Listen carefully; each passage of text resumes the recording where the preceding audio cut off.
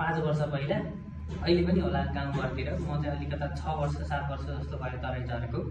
गाउँघरतिर म 5-6 वर्ष पहिला 6 वर्ष पहिला गाउँमा हुँदा लभ पार्नुहुन्न भन्ने चलन थियो है। लभ पार्यो भने त बिजोग भयो, त्यो समाजमा नराम्रो मान्छन्, यस्तो गर्नुहुन्न भन्ने थियो। तर आजको दिनमा के छ भन्दा जहिले चाहिँ लभ पार है, नत्र भने चाहिँ बिहे गर्नलाई केटाकेटी पाइँदैन भन्ने चलन आयो। यो समयको परिवेश भन्दा 1 वर्षमा त उसले त प्रगति गर्न त सक्दैन नि त।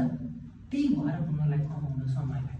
पास हुँदैन, कोही पार्टी पास होला, त्यहाँमध्ये पनि कतिजना राम्रो प्रगति गरेको छ, कतिजना अलिकता मध्ये कतिजना प्रगति गर्न सकेको छैनन्। अनि प्रगति गरिरहेको मान्छे ल है अझै पनि गर्न पर्यो, मध्यम गर्दैछ अलि मेहनत गर्न पर्यो। अभिकर्ता सङ्घको सदस्य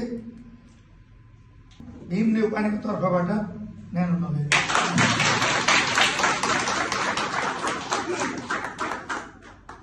अब मलाई एउटा कुरामा के, कुनै पनि बिजनेस गर्नको लागि नेटवर्क पावर चाहिन्छ, चिन्नै पर्छ। जस्तै उदाहरणको लागि मैले आफ्नै दिन्छु।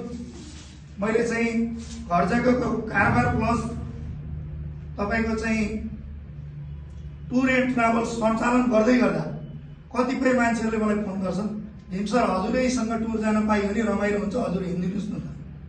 सधैँ जान त म पनि भ्याउन्न, तर एउटा चालक बिचमा र हामी बिचमा के फरक हुन्छ? हुन त म अब गाडी चलाएर गएँ भने म आफू पनि चालकै हुन्छु, त्यहाँ साउ गरेर जाने होइन। तर के फरक हुन्छ त भन्दा चाणक्य नीति युज गर्नेले त्यही प्रयोग गर्छ। जाँदा जाँदै एउटा गाडीमा 8 जना हुन्छन्, उनीहरूको पार गर्देखि लिएर उनीहरूको हरेक कहानीहरू हामी सुन्न पाइन्छ।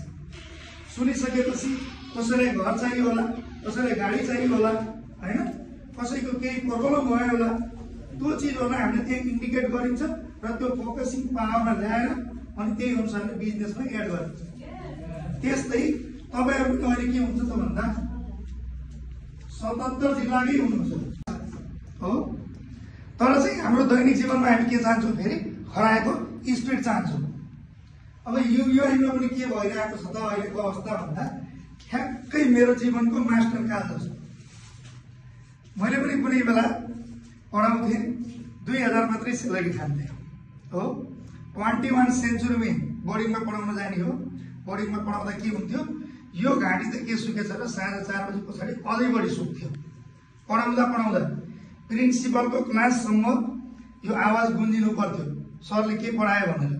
किनकि बोर्डिङ स्कुलहरू के हुन्छन् त भन्दा एकल व्यक्तिको संयुक्तमा रहेको हुन्छ, जहाँ चाहिँ एउटा प्रिन्सिपलले चाहिँ मन पराएन भने उसलाई जति बेला पनि निकाल्न सकिन्छ।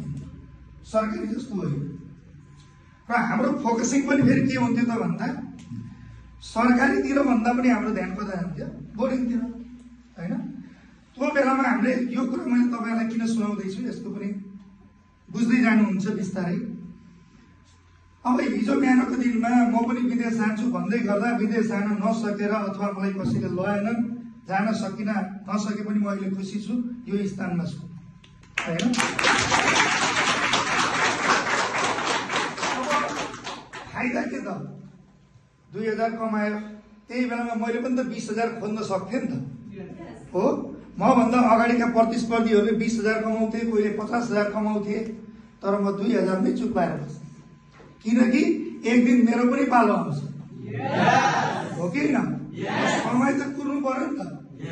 तर तपाईँहरूले समय यो मैले किन बताइरहेको छु त भन्दा अहिले लिडर्सहरू हुनुहुन्छ, उहाँले 50,000 आम्दानी गर्नु होला, 1 लाख गर्नु होला, तपाईँहरूले 20,000 गर्नु होला, 2000 गर्नुभयो होला, तर उहाँहरूसँग तुलना गरेर भर्खरै चाहिँ म कमाउन सकिनँ भनेर चिन्तित नहुनुहोस्, त्यो दिन पक्कै आउँछ।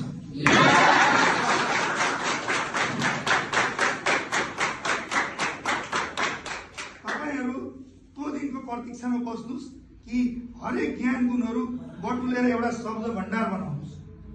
जुन शब्द तपाईँहरूले बोलिएको हरेक शब्दहरू सबैको लागि सर्वमान्य होस्। भोलि बिहान त्यो शब्दले चाहिँ तपाईँहरूलाई के गरोस् त? मूल्यवान बनाओस् हो कि होइन?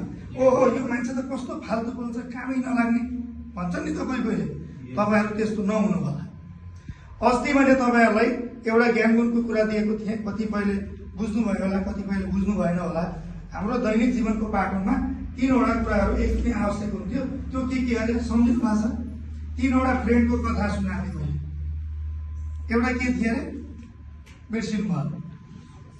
ज्ञान, विश्वास अनि धन हो।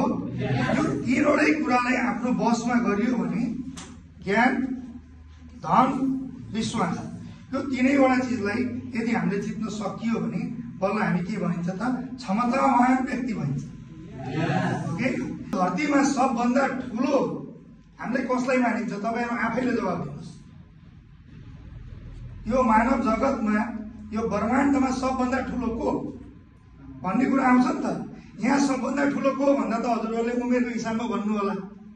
हाम्रो ड्याडी हुनुहुन्छ, फल्नु हजुरबा हुनुहुन्छ, एउटा 101 वर्षको फल्नु व्यक्ति छ भन्नु होला। ल तपाईँलाई कसैले क्वेसन सोध्यो, यो ब्रह्माण्ड जगतमा सबभन्दा ठुलो को? ल भन्नुहोस् त। नो एन्सर होला नि त, सोचेर भन्नुहोस्। गलतै भने पनि केही फरक पर्दैन। कुनै बेला गलत चिजले पनि के गराउँछ भन्दा सही सिक्ने मौका दिन्छ। जस्तै उदाहरण दिन्छु, एउटा बाबुलाई मैले सोधेँ, बाबु मेरो बासँग कालो कुकुर छ भन त भन्दा माई फादर इज ब्ल्याक डग भने वास्तवमा झ्यास सुन्नु त के लाग्यो भन्दा ओहो मेरो बासँग कालो कुकुर छ भन्न मैले जानेन।